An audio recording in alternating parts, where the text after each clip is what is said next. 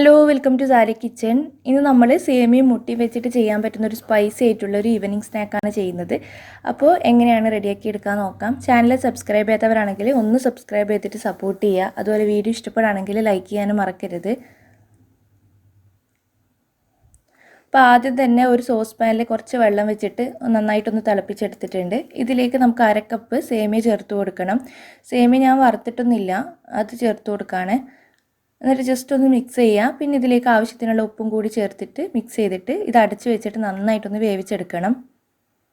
ഇപ്പോൾ ആവശ്യത്തിന് നന്നായിട്ട് സേമിയ കുക്കായി വന്നിട്ടുണ്ട്. ഇനി ഇതിൻ്റെ ആ ഒരു വെള്ളം കളയണം. അപ്പോൾ അതിന് വേണ്ടിയിട്ട് ഒരു സ്ട്രെയിനറിലേക്ക് മാറ്റുക.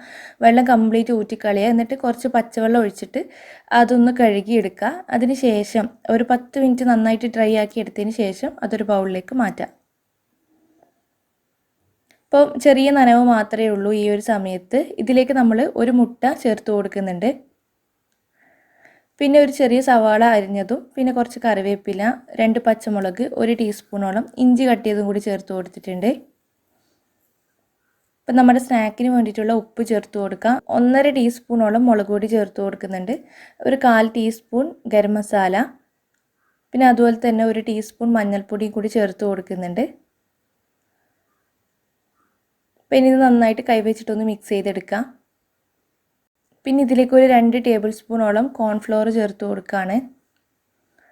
പിന്നെ 1/2 കപ്പ് കടലപ്പൊടിയാണ് ചേർത്ത് കൊടുക്കുന്നത്.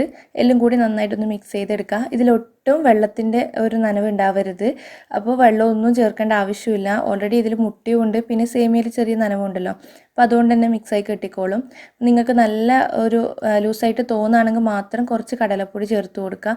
നമുക്കിതുപോലെ പക്കോട പോലെ ഇതുപോലെ ഷേപ്പ് ചെയ്തെടുക്കാൻ പറ്റണം. ഇനി ഫ്രൈ ചെയ്യാനുള്ള ഓയിലൊന്ന് ചൂടായിട്ട് വന്നാൽ നമ്മുടെ കൈ വെച്ചിട്ട് കുറച്ച് കുറച്ചായിട്ട് എടുക്കുക. എന്നിട്ട് ഇതുപോലെ പക്കോട പോലെ ഓയിലിലേക്ക് ഇട്ട് കൊടുക്കുകയാണ്.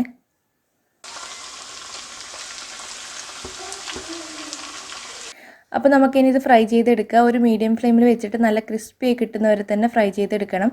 അപ്പോൾ ഒരു ഭാഗം അങ്ങ് റെഡി ആയി കഴിഞ്ഞ് കഴിഞ്ഞാൽ മറിച്ചിട്ട് കൊടുക്കുക. എന്നിട്ട് സാധാരണ നമ്മൾ പക്കോടക്കൊക്കെ ചെയ്യുന്നത് പോലെ തന്നെ നന്നായിട്ട് ഫ്രൈ ചെയ്തെടുക്കുക.